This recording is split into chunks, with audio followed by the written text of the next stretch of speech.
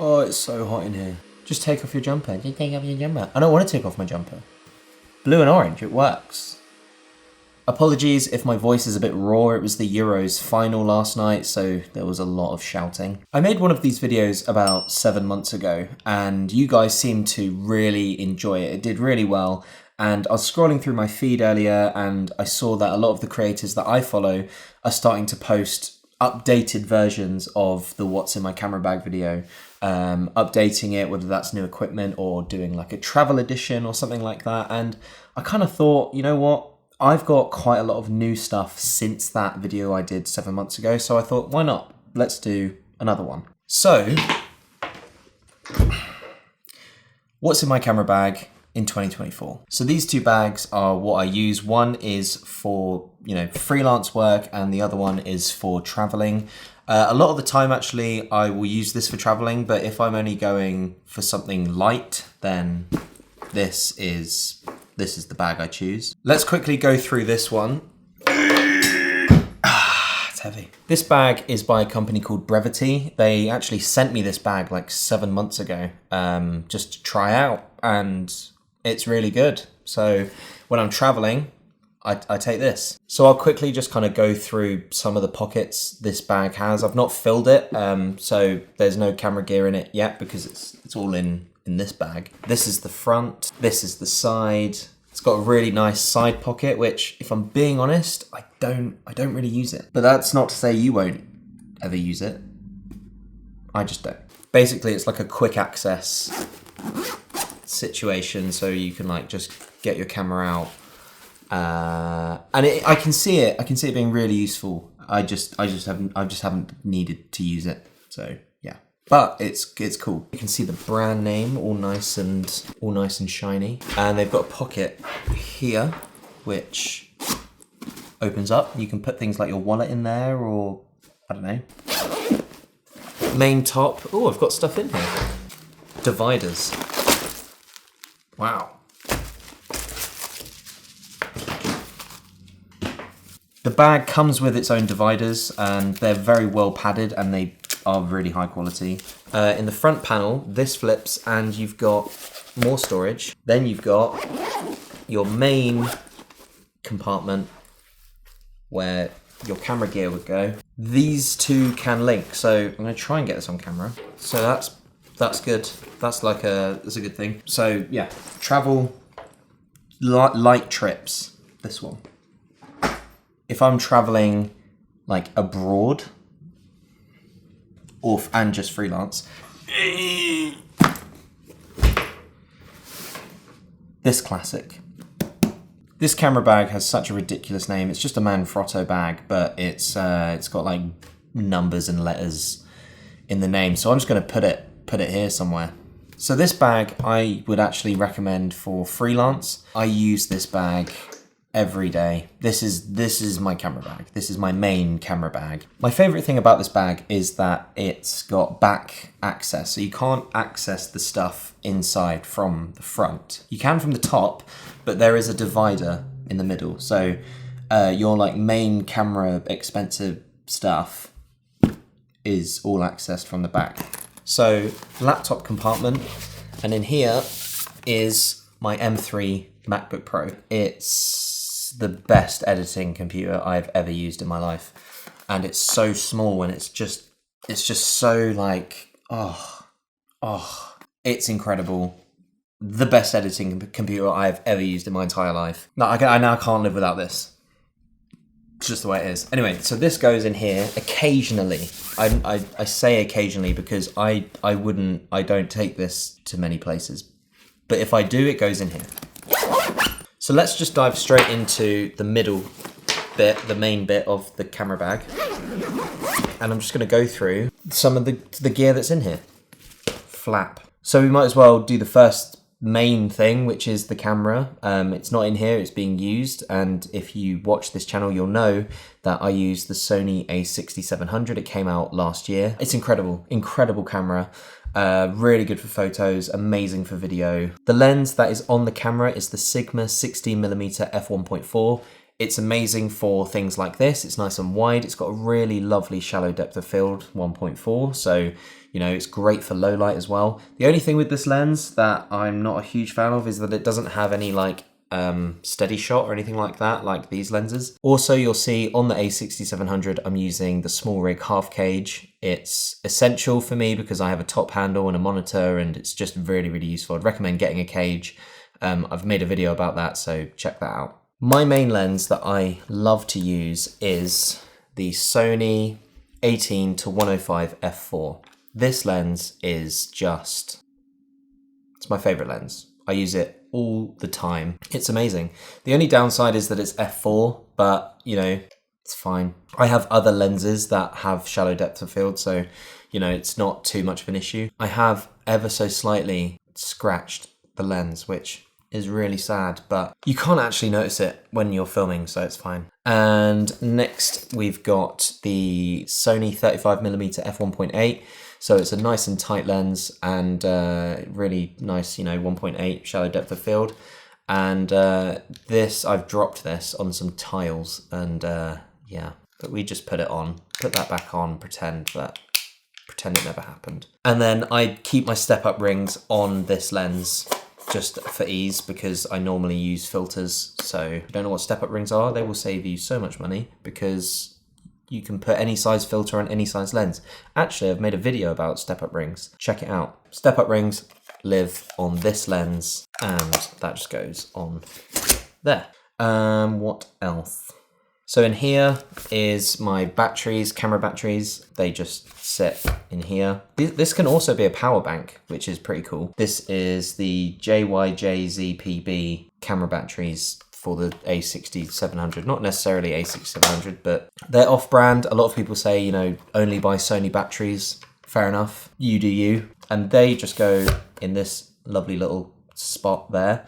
This is the Ulanzi camera fan. Now, if you know much about the A6700, it is prone to overheating, unfortunately. So this is a metal fan by Ulanzi, and it just clicks onto your camera and it basically cools it down. It basically turns the A6700 into an FX30, but with a 26 megapixel camera. It's really good. I've made an entire video about this because it's not just for the A6700, it's for loads of different cameras.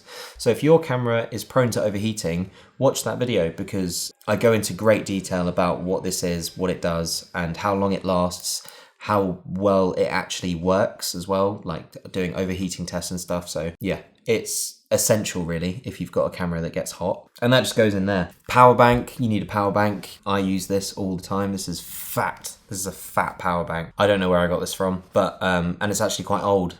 So I'll actually link a better one, because I think I got this like maybe 5 years ago or maybe even 6 years ago. So I will link a better one in the description, because this is heavy and it's thick. That just kind of goes in here, along with my lens cleaning blower thing. This is essential. You need one of these. This is sick. So obviously sensors, camera sensors are extremely sensitive. They're very like fragile things, and sometimes when you're changing lenses all the time, you might get a bit of dust or something on your camera sensor, and you can't just, you know, or blow on it. That would be a nightmare. So this, you just struck it and it just shoots air into the sensor or lens, and it's good, it gets rid of it. Top handle.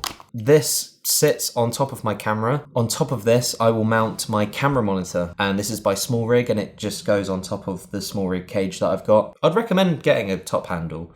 Even if you don't have a monitor, top handles are just really useful. They're just like, you can just hold your camera nice and securely, and you can just mount stuff on it. It's just sick. So I'd get one of these. This is the Ulanzi LED RGB light, and it's really bright. And you can cycle through loads of different colors, which is really cool. And also you can change the white balance as well. So sometimes I will use this as a hair light. So if I put it on like 50%, and then I'll put it like over there somewhere, kind of just behind me, and it will act as like a hair light. And that sits on a mini Manfrotto tripod, and that just goes on there. Boom. Second to last thing is the Rode Video Micro. I've actually not used this too much recently. It kind of just sits in here more like for a cushion in case I like this falls or something, and this lens, I don't know. It's in my camera bag. I do use it, but just not as much as I used to. I've kind of upgraded my audio system recently, so yeah. Lastly in this compartment is filters, camera filters, and this is like a camera filter pouch, and it opens up, and in here I keep all of my lens filters. The first one we're going to talk about is the most expensive one, which is my Polar Pro Polaroid filter. I don't even know how much it was, like £120 or more. I don't really remember. And this is a Polaroid filter, so it cuts out reflections, it makes colors pop. Sitting on this is a step-up ring, but it's its own step-up ring. It's not part of these. These are quite cheap step-up rings. This is an individual step-up ring so that I can put it on any of my lenses. Here's a little pro tip for you. If you are buying a filter that is expensive, for example, this Polar Pro filter, buy the biggest size that they have. Even if you don't own a lens that is as big as this thread. So for example, this is an 82mm thread, this filter. My biggest lens that I have is this one, the 18-105. The thread on this is 72mm, so this won't go on, this is too big for this lens. I use a step-up ring, which allows me to put this on this. Basically, you're covering yourself because later down the line, I might decide that I want to buy a lens that has an 82mm thread.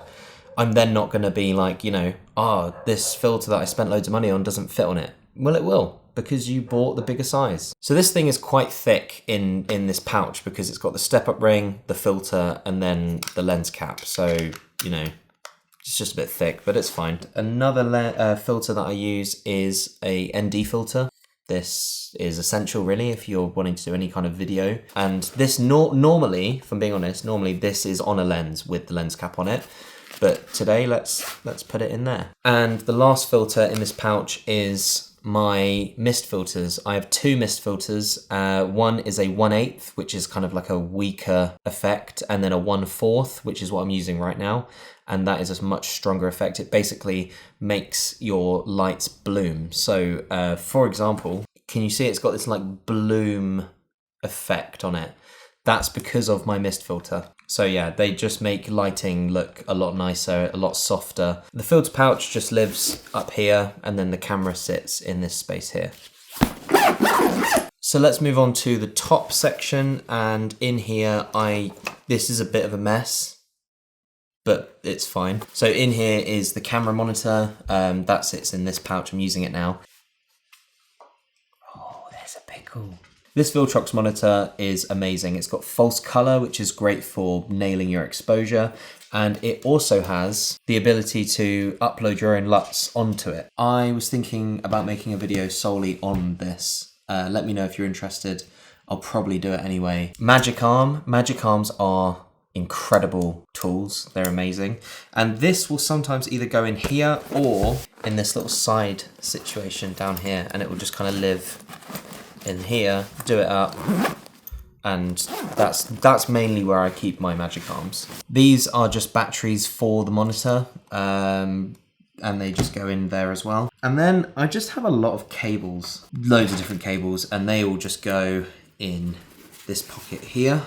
And then next to it, my AirPod Pros, and then all of my SD cards go in here as well. In terms of tripods, I use two, kind of. The first one is a Viltrox tripod. It's really lightweight, it's really good, but the main one that I use is, I think it's called the Manfrotto 190, and attached to that is a video head, which I actually don't like. It's really annoying, so I wouldn't recommend that. So yeah, I think that's everything. This bag is super cute, super cool. I don't know, it's a good camera bag, really good camera bag. And that is kind of the stuff that I will bring to shoots. It depends on what the shoot is, I guess. But That's mainly what is in my camera bag 2024. In the description, you can find a link to all of the camera gear that I've mentioned today. They are affiliate links, which means I get a bit of commission at no extra cost to you whatsoever. It really helps out the channel. So thank you to anyone who has bought anything from my Amazon affiliate links. It's amazing. Thank you so much. And I think that's it. I think that is everything. I hope that was interesting. Some new stuff in there, some old stuff. If you saw the last video, it's probably quite similar, but you know, the MacBook, the monitor, the fan, some extra little pieces, which are, you know, new and exciting, I guess. But yeah, so that's it. Thanks for watching, and I'll see you in the next one.